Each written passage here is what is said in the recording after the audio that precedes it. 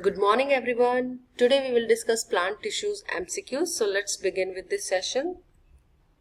Many kinds of tissues organized to form an organ system, body system, organelle.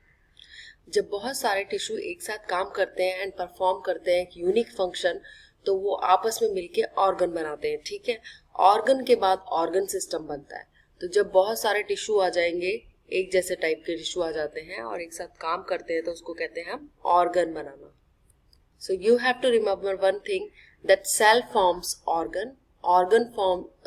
Cell form tissues form organ and organ form organ system. ठीक है, and organ system से क्या हो गया, body system. Clear है. तो सभी tissue जब बहुत सारे टिश्यू एक साथ काम करने लगते हैं, एक पर्टिकुलर फंक्शन को परफॉर्म करते हैं, तो वो क्या ऑर्गेनाइज करके क्या बनाते हैं, एक ऑर्गन बनाते हैं. Which of the following is not a simple tissue? Xylem, parenchyma, collenchyma, sclerenchyma. देखिए, अब यहाँ पर पूछा गया कौन सा सिंपल टिश्यू नहीं है. तो हमें ध्यान रखना है कि जाइलम और फ्लोएम दो टाइप के टिश्यू होते हैं. वो क्या होते हैं, कॉम्प्लेक्स टिश्यू होते हैं. क्यों होते हैं complex tissue? Because they are consisting of more than one type of cell that work together in a unit. ठीक है, इनमें बहुत सारी सेल्स होते हैं, बहुत सारे टाइप के होते हैं जो परफॉर्म करते हैं डिफरेंट फंक्शन इसके अंदर. ठीक है, तो हमें याद रखना है xylem and phloem are the permanent complex tissues that comprises of different type of cell that work together in a unit, जो कि एक यूनिट में काम करते हैं. ठीक है, डिफरेंट टाइप के सेल्स होते हैं. Xylem and phloem belongs to group of complex tissues, simple tissues, specialized tissues, lactiferous tissues. Its correct option is option A, complex tissue. अभी बताया मैंने, Xylem and phloem belongs to group of complex tissue. Which of the following is a simple tissue? Parenchyma, phloem, xylem, none. तो देखिए यहाँ पर simple tissue कौन सा हो गया, parenchyma हो गया, because they are composed of only one type of cells. Tissue which is responsible for the secondary growth? Xylem, phloem, cambium, cortex. जो vascular cambium plants होते हैं उनमें secondary growth कैसे होती है? Activity of cambiums की वजह से, cork cambium and vascular cambium की वजह से होती है. और इसमें क्या होता है, सेकेंडरी ग्रोथ में गिर्थ इंक्रीज होती है प्लांट की रादर देन लंबाई. ठीक है, तो आपको सेकेंडरी ग्रोथ का क्या मतलब समझ आएगा कि इसकी गिर्थ इंक्रीज होगी और इससे मतलब मोटाई इंक्रीज होती है. और ये किसकी वजह से होती है, कैम्बियम की वजह से होती है. तो वेस्कुलर कैम्बियम हो गया, एक कॉर्क कैम्बियम हो गया. तो यहाँ पर option C is correct. Food prepared by plant is transmitted to different part of the plant through xylem, cortex, phloem, pith. देखिए, आपको सभी को पता है कि फूड जो होता है प्लांट्स के अंदर वो कैसे सिंथेसाइज होता है, फोटोसिंथेसिस के थ्रू. ठीक है, फोटोसिंथेसिस प्रकाश संश्लेषण के द्वारा ये सिंथेसाइज होता है. कहाँ पर, ऑन लीव्स, जो green part of the plant है उस पर सिंथेसाइज होता है. Then it is transported to this food material. जो सिंथेसाइज हुआ है वो फूड मटेरियल कहाँ जाता है, different part of the plant. So transportation of food in is achieved by phloem only. ठीक है, यहाँ एक phloem टिश्यू दिखाया हुआ है, बताया हुआ है ऑप्शन में. तो phloem टिश्यू की वजह से ही ये क्या होगा कि जो सारा का सारा फूड है वो डिस्ट्रीब्यूट होता है different part of the plant. External protective tissue of plants are cork and cortex and epidermis and cork, pericycle and cortex. Here correct option is epidermis and cork. जो external protective tissue होते हैं plant के वो है epidermis and cork. Why? Because they are known as protective tissues because epidermis and cork cell protect the plant from water loss. ये water loss नहीं होने देते and protect the plant from insect biting से भी ये बचाते हैं. कैसे? क्योंकि कॉर्क और एपिडर्मिस के ऊपर क्या होती है, वैक्सी कोटिंग होती है, जिसे कहते हैं हम क्यूटीन या सुबेरिन की कोटिंग कहते हैं, जिससे कि प्लांट लॉस भी रुकता है. क्लियर है. एंड जो कॉर्क होता है उसके अंदर तो डेड सेल्स पाए जाते हैं, इसलिए भी ये एक प्रोटेक्टिव लेयर की तरह काम करता है. फ्रॉम डेसिकेशन को इंजरी नहीं होने देता एंड वाटर लॉस को भी प्रिवेंट करता है. Water and mineral in plant is transported through xylem, cortex, phloem, pith. तो देखिए, अभी हमने डिस्कस किया था कि फूड कैसे ट्रांसपोर्ट होता है, फ्लोएम के थ्रू ट्रांसपोर्ट होता है. ठीक है, वैसे ही वाटर एंड प्लांट जो होते हैं वो ट्रांसपोर्ट कैसे होते हैं पूरे प्लांट के अंदर, कैसे डिस्ट्रीब्यूट होते हैं, थ्रू दी जाइलम टिश्यूज के द्वारा. So here one you have to remember one thing that water and minerals are transported into the plant through xylem tissues and food from phloem tissues. Intercalary meristem results in secondary growth, apical growth, primary growth, none of the above. So here correct answer is C. Intercalary meristem results in primary growth. You can see this is the intercalary meristem. ठीक है, जो nodes होते हैं वहां presents होते हैं और ये they are capable of rapid cell division and they allow the rapid growth. Length basically इसी की वजह से होती है and they are found in at the base of internodes and nodes और इंटरनोड्स के बेस पे पाए जाते हैं. ठीक है, और रैपिड सेल डिवीजन करते हैं. So they are responsible for primary growth. Apical meristem tissue is responsible for growth in length, growth in thickness, growth in cortex, none of these. So here you can see this is the tip of the plant और यहाँ पर आप दिख रहा है, यहाँ पर दिख रहा है आपको apical meristem. This is basically responsible for growth in length. जो टिप पर है वो क्या है? apical meristem. और इसी की वजह से क्या होती है? ग्रोथ होती है प्लांट में. Option A is correct. Growth in length basically. Which tissue provide maximum mechanical strength to the plant? Mechanical strength मतलब कि वो बहुत ज्यादा सपोर्ट जो प्रोवाइड कर रहा है. ठीक है, तो कौन सा टिश्यू प्रोवाइड करता है प्लांट और उसके ऑर्गन को support? Parenchyma, xylem, collenchyma, phloem. तो देखिए यहाँ पर दो टिश्यू होते हैं जो सपोर्ट प्रोवाइड करते हैं या मैकेनिकल स्ट्रेंथ प्रोवाइड करते हैं. एक होता है कोलेनकाइमा, एक होता है स्क्लेरेनकाइमा. कोलेनकाइमा लिविंग सेल्स है, लिविंग टिश्यू है, एंड स्क्लेरेनकाइमा क्या हो गए? डेड सेल्स हो गए, जो maximum strength, mechanical strength provide करेंगे किसको? प्लांट को. So option C is correct है.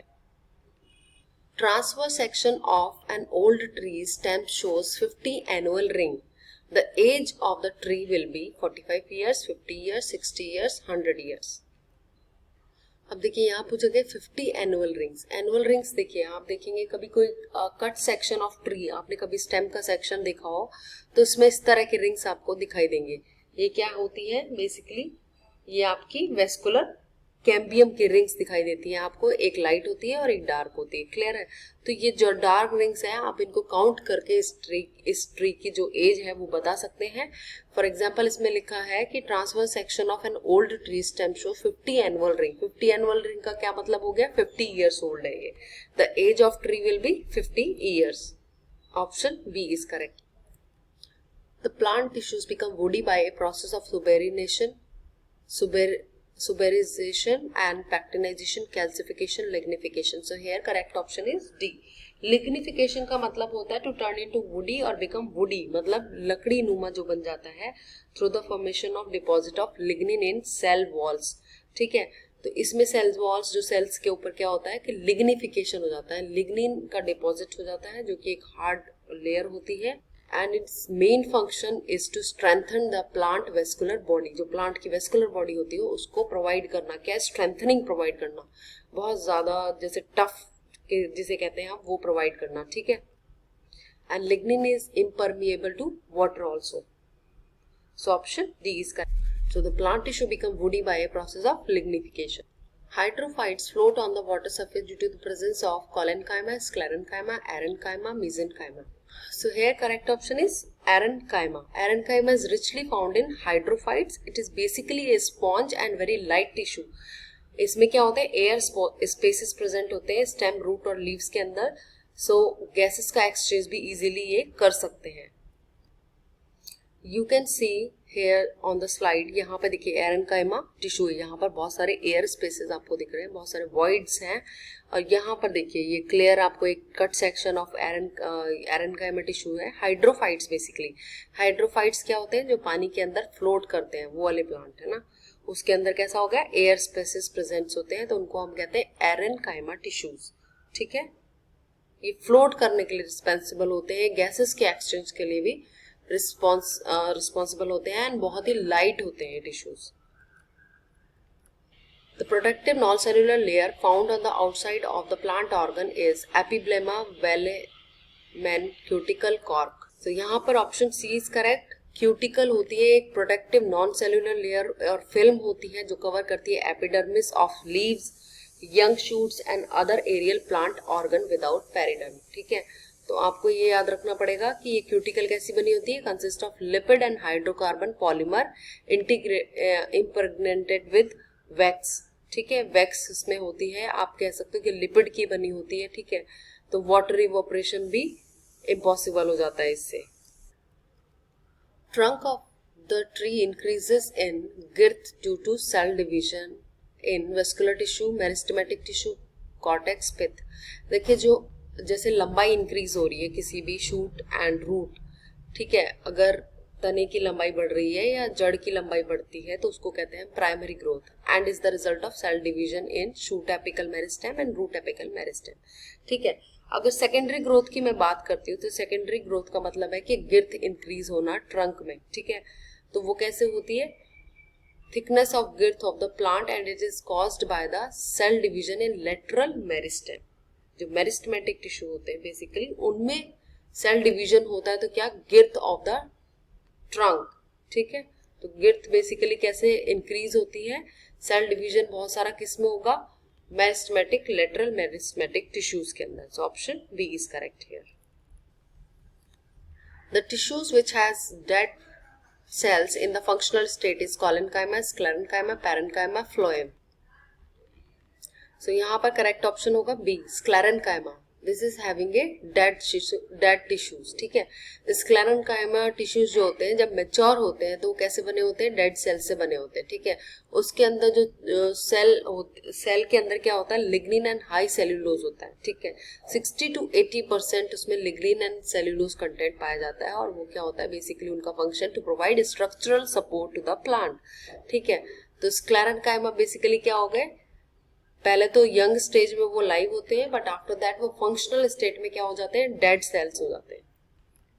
Suberin is polysaccharide protein fatty substances pectocellulose. Suberin क्या है, फैटी सब्सटेंसेस होता है, फैटी एसिड से बना होता है, उसको हम कहते हैं सुबेरिन। सुबेरिन स्टेम के आउटर कवरिंग में एज ए प्रोटेक्टिव लेयर की तरह काम करता है, एज ए वैक्सी लेयर की तरह काम करता है। ठीक है, so that it can not damage easily, ये इंजरी से बचाता है एंड वाटर लॉस से बचाता है। The simple tissues consisting of living cell and providing mechanical strength to the plant is sclerenchyma, parenchyma, chlorenchyma and collenchyma. Here correct option is D. Collenchyma are the living tissues that provide mechanical strength to the plant. इनकी जो cell wall होती है वो काफी thick होती है। Flesh of a fruit mostly made up of parenchyma, collenchyma, sclerids, meristem. So the tissue specialized for the food storage is commonly formed of parenchymal cell. So here the flesh of a fruit mostly made up of parenchymal tissues or parenchyma. ठीक है, तो option A is correct.